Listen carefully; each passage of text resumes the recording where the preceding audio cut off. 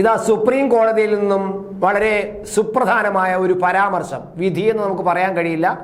ഒരു കേസ് വിചാരണ നടക്കുന്നതിനിടയിൽ കോടതിയിൽ നിന്നും ഒരു വലിയ പരാമർശമാണ് ഉണ്ടായിരുന്നത്. പരാമർശം പോലും നമ്മൾക്ക് ഏറ്റവും പ്രധാനമാണ്. സുപ്രീം കോടതിയെ പരാമർശമാണ്. അത് ഒരു വിധി പോലെ തന്നെ, വിധിയെപ്പോലെ തന്നെ കണക്കാക്കേണ്ടതാണ് സുപ്രീം കോടതി പരാമർശവും. ഈ പരാമർശം പലപ്പോഴും പല കേസുകളിലും പിന്നീട് റെഫറൻസ് എടുക്കുന്നതുമാണ്.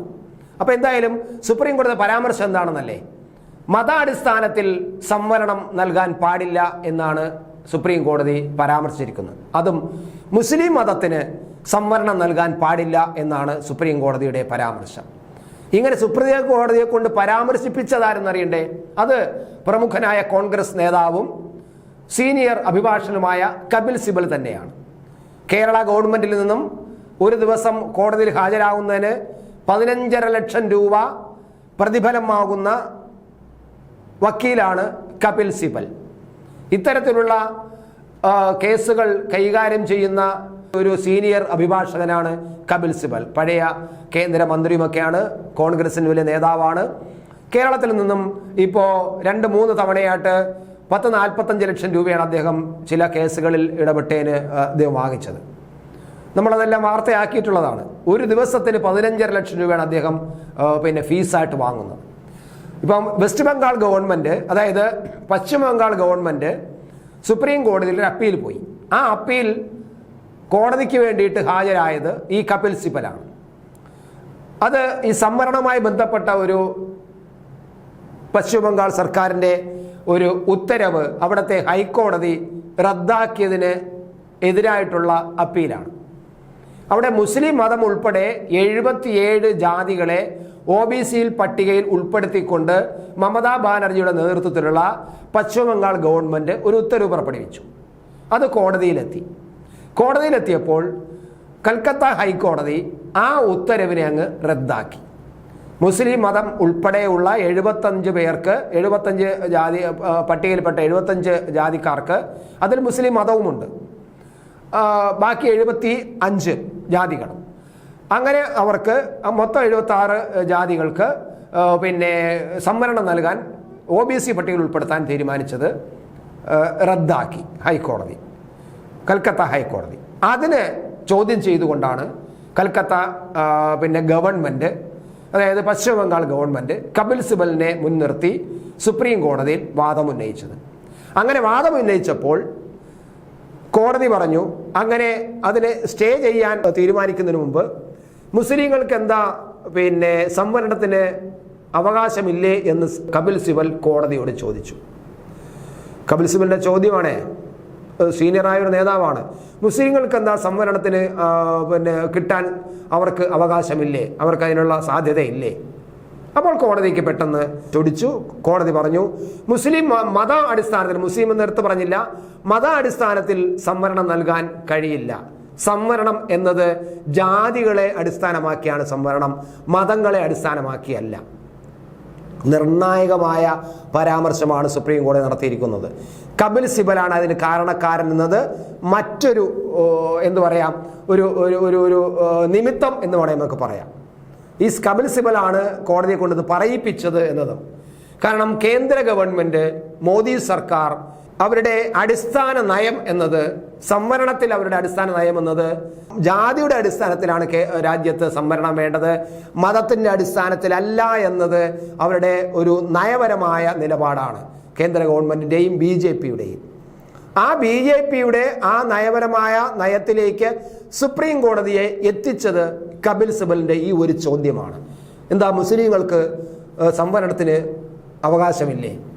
അപ്പോഴാണ് ജസ്റ്റിസ് BR ഗവായും KV വിശ്വനാഥനും അടങ്ങുന്ന ബെഞ്ച് പറഞ്ഞത്, മത അടിസ്ഥാനത്തിലല്ല നമ്മുടെ സംവരണം വേണ്ടത്, അങ്ങനെയല്ല നമ്മുടെ ഭരണഘടന പറഞ്ഞിരിക്കുന്നത്, അത് ജാതി അടിസ്ഥാനത്തിലാണ്.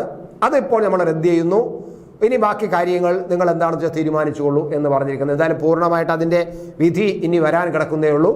പരാമർശം പോലും വളരെ ശ്രദ്ധേയമായ പരാമർശമാണ് പശ്ചിമ ബംഗാൾ നടത്തുന്നത്. നമ്മൾ ഒന്ന് ആലോചിക്കുമ്പോൾ സത്യത്തിൽ ഈ 2010 ഇത്തരത്തിൽ ജാതികളെ ഉൾപ്പെടുത്തിക്കൊണ്ട് വെസ്റ്റ് ബംഗാൾ ഗവൺമെൻറ് ഇങ്ങനെ ഒരു പട്ടിക തയ്യാറാക്കിയത്. 2010 ആ 2010 പട്ടിക തന്നെ സുപ്രീം കോടതി റദ്ദാക്കിയിട്ടുണ്ട്.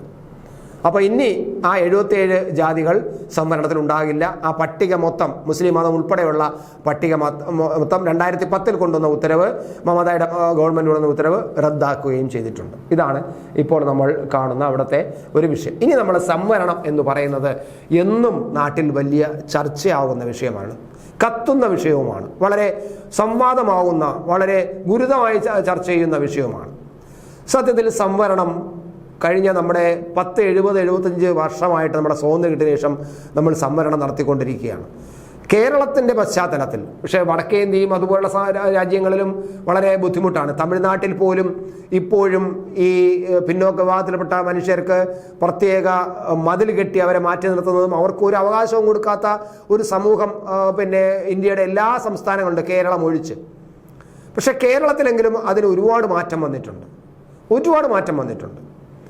ഇപ്പോൾ നമ്മുടെ കേരളത്തിൻ്റെ പശ്ചാത്തലത്തിൽ ഞാൻ പറയുമ്പോൾ അത് രാജ്യത്തിൻ്റെ മൊത്തം ഒരു നയമാണ് സംവരണം എന്നുണ്ടെങ്കിൽ പോലും കേരളത്തിൽ ജീവിക്കുന്നുള്ള എൻ്റെ ഒരു അനുഭവത്തിൽ ഈ സംവരണം കേരളത്തിൽ കുറച്ചുകൂടി, കേരളത്തിൽ മാത്രമെങ്കിലും ചില മയപ്പെടുത്തലുകളും ചില മാറ്റങ്ങളും വരുത്തേണ്ടത് അത്യാവശ്യമാണ്. കേരളത്തിലെ സമൂഹം ഈ സംവരണത്തിന് അർഹതപ്പെട്ട പല സമൂഹങ്ങളും, കേരളത്തിൽ മുസ്ലിങ്ങൾ പ്രത്യേകിച്ച് OBCയിൽ വന്നിട്ടുണ്ട്. മതപരമായിട്ട് അവർക്ക് അതിനകത്തുള്ള ജാതികൾക്ക് വേണമെങ്കിൽ കൊടുക്കാം. പിന്നോക്ക ജാതിക്കാരുണ്ട് അവിടെ, അതിനകത്ത് ഈ ഒസ്താന്മാർ, ഈ തലമുടി വെട്ടുന്ന ഒസ്താന്മാർ, കുഴി വെട്ടുന്ന ആൾക്കാർ, ഇവിടെ പള്ളിയിൽ കുഴി വെട്ടുന്ന, അതെല്ലാം അതിനകത്ത് പിന്നോക്ക വിഭാഗക്കാരായ ആൾക്കാരാണ്. നമ്മളത് പുറത്ത് അറിയുന്നില്ലെന്നേ ഉള്ളൂ. അവരെല്ലാം അങ്ങനെയാണ് അവിടുത്തെ മുസ്ലിം വിശ്വാസികൾ കാണുന്നത്. മത്സ്യം വെക്കുന്ന ആൾക്കാർ, കടലിൽ പോകുന്ന ആൾക്കാർ, ഇവരെല്ലാം പ്രത്യേക ജാതിയായിട്ടാണ് തിരിച്ചിട്ടുള്ളത് മുസ്ലിം മതത്തിൽ. പൊതുവിൽ മുസ്ലിങ്ങളെന്ന് പറയുന്നു. പക്ഷെ അവർക്കെല്ലാം ഉയർന്ന ജാതിയിൽപ്പെട്ട വലിയ നമ്മുടെ നമ്പൂരിമാരുടെ രീതിയിൽ പോലും ജീവിക്കുന്ന ആ നിറവും ഗുണവുമുള്ള വലിയ മുസ്ലിം നേതാക്കൾക്കും എന്തുണ്ട്, സംവരണമുണ്ട്. അപ്പോൾ ഈ പാണക്കാട് തങ്ങളുടെ കുടുംബത്തിന് പോലും സംവരണ ആനുകൂല്യമുണ്ട് എന്ന് പറയുമ്പോൾ നമ്മൾ ആലോചിക്കുക. അതേസമയം പാണക്കാട് തങ്ങളുടെ വീട്ടിൻ്റെ തൊട്ടടുത്തുള്ള ഒരു സാധാരണ മറ്റേതെങ്കിലും ഉയർന്ന ജാതിയിൽപ്പെട്ട ആൾക്കാർ പക്ഷേ പാണക്കാടിൻ്റെ വീട്ടിൽ വന്നിട്ട് വേലയ്ക്ക് നിന്നായിരിക്കാം അവരവരുടെ കുടുംബം പുലർത്തുന്നത്. അതും കൂടെ മനസ്സിലാക്കുക. ഞാനത് അത്തരം കാര്യങ്ങളിലേക്ക് പോകുന്നില്ല. അപ്പോൾ എന്തായാലും നമ്മുടെ സംവരണത്തിൽ, കേരളത്തിലെ സംവരണത്തിൽ ചില മാറ്റങ്ങൾ വരേണ്ടത് അത്യാവശ്യമാണ്. ഈ ഒരിക്കൽ ആ വീട്ടിലെ ഒരു തലമുറയ്ക്ക് സംവരണം കൊടുത്ത് അവരുടെ വിദ്യാഭ്യാസത്തിലും അവരുടെ ജോലിയിലുമൊക്കെ സംവരണം കൊടുത്ത് ഉയർത്തിയിട്ടുണ്ടെങ്കിൽ അത് വലിയ കുഴപ്പമൊന്നുമില്ല. കാരണം അവർ പിന്നോക്കമായി നിന്നവരാണ്. അവരെ ഉയർത്തിക്കൊണ്ടുവരേണ്ടത് നമ്മുടെ സമൂഹത്തിൻ്റെ ആവശ്യമാണ്.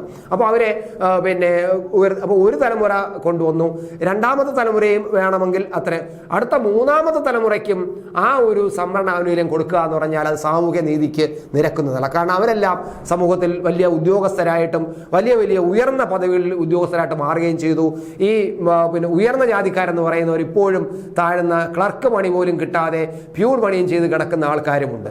പക്ഷേ ഇപ്പോഴും അവർക്ക് ഈ പ്യൂണിൻ്റെ മകൾ പരീക്ഷ എഴുതുമ്പോൾ അവൾക്ക് 100-ന് 99 മാർക്ക് വേണം. എന്നാൽ 2-3 പ്രാവശ്യം സംവരണത്തിൻ്റെ ആനുകൂല്യം കിട്ടി മുകളിൽ ചെന്ന പിന്നോക്ക വിഭാഗത്തിൽപ്പെട്ട ഒരു ആൾക്കാരുടെ കുഞ്ഞ് ഈ പ്യൂണിൻ്റെ മകളോടൊപ്പം പരീക്ഷ എഴുതുമ്പോൾ അവർക്ക് 35, 40 അല്ലെങ്കിൽ 50 മാർക്ക് മതി, അവർക്ക് ജോലി കിട്ടും. ഈ പ്യൂണിൻ്റെ മകളുടെ ആൾക്ക് ഉയർന്ന ജാതിക്കാരനായി ജനിച്ചു പോയതുകൊണ്ട് അവൻ്റെ കുഞ്ഞ് പരീക്ഷ എഴുതുമ്പോൾ അവന് 99% കട്ട് ഓഫ് മാർക്കിൻ്റെ അടുത്ത് എത്തിയില്ല, അത് കഴിഞ്ഞിട്ടും എത്തിയില്ലെങ്കിൽ അവർക്ക് ജോലി കിട്ടുകയുമില്ല. പക്ഷേ ഇപ്പോഴും അവർ വളരെ ഒരു വീട്ടിൽ 2-3 കാറും ഒക്കെ ഉള്ള വലിയ ഉദ്യോഗസ്ഥരായ ആൾക്കാരാണ്. അവരുടെ മക്കളെല്ലാം വലിയ ഉയർന്ന അൺഎയ്ഡഡ് വലിയ സ്കൂളുകളിൽ, CBSEയുടെ വലിയ സ്കൂളുകളിലാണ് പഠിക്കുന്നത്. അതേസമയം ഈ പ്യൂണിൻ്റെ മകൾ ഇപ്പോഴും സർക്കാർ സ്കൂളിൽ നടന്നായിരിക്കും പോകുന്നത്, അതല്ലെങ്കിൽ ഓട്ടോറിക്ഷയിലായിരിക്കും പോകുന്നത്. ഈ ഒരു അന്തരം വളരെ അപകടമാണ് കേരള സമൂഹത്തിനെ സംബന്ധിച്ചിടത്തോളം. അത് ഇന്നല്ലെങ്കിൽ നാളെ ഇത് ഒരു വല്ലാത്തൊരു, കാരണം ഞാൻ കണ്ടിട്ടുള്ളതാണ്, എൻ്റെ അറിവിൽ ഞാൻ ഒരു കൂടെ പറയാൻ, ഞാൻ മിക്കവാറെല്ലാം കാണുന്നതാണ് ഒരു ദിവസം. അതായത് ഈ സംവരണ ആനുകൂല്യത്തിൽ പഠിക്കുകയും ജോലി കിട്ടുകയും സെക്രട്ടേറിയറ്റിൽ ഉയർന്ന പോസ്റ്റ് ജോലി ഇരിക്കുകയും ചെയ്യുന്ന ഒരാളിൻ്റെ വീട്ടിൽ നിന്നും റോഡിൽ നിന്നും നോക്കിയാൽ കാണാം 50 മീറ്റർ പോലും ഇല്ല റോഡിൽ നിന്നും അയാളെ വീട്ടിലെത്താൻ. ഒരു നല്ല വാഹനം പോകുന്ന റോഡാണ്. പക്ഷേ സ്കൂൾ ബസ് ആ വാഹനത്തിലോട്ട് കയറിയാൽ പിന്നെ വളയ്ക്കാൻ ആ ബസ് വളച്ച് തിരിച്ചു കൊണ്ടുവരാൻ ഒരുപാട് ദൂരെ പോകണം. അതുകൊണ്ട് ഈ സ്കൂൾ ബസ് ഈ വീട്ടിൽ നിന്നും ഒരു 35-40 മീറ്റർ ഇപ്പുറത്തുള്ള മെയിൻ റോഡിൽ കൊണ്ട് നിർത്തിയിട്ട് അവിടെ നിർത്തുമ്പോൾ അവിടെ നിന്ന് ആ കുട്ടികൾ വന്നാണ് 40 മീറ്റർ മാത്രമേ ഉള്ളൂ ആ വീട്. കാരണം ഈ ബസ്സിലിരിക്കുമ്പോൾ തന്നെ, സ്കൂൾ ബസ്സിലിരിക്കുമ്പോൾ തന്നെ വീട് കാണാം. ആ വീട്ടിലേക്ക് കുട്ടികൾക്ക് നടന്നു വന്ന് കയറാവുന്നതല്ല. പക്ഷേ ആ വീട്ടിൽ നിന്നും കാറിലാണ് ആ കുട്ടികളെ ഈ ബസ്സിൻ്റെ അടുത്തേക്ക് കൊണ്ടുവരുന്നത്. എന്നിട്ട് കാറ് അവിടെ ഇട്ട് തിരിച്ചിട്ട് വീട്ടിൽ കൊണ്ടുവിടുകയാണ് ചെയ്യുന്നത്.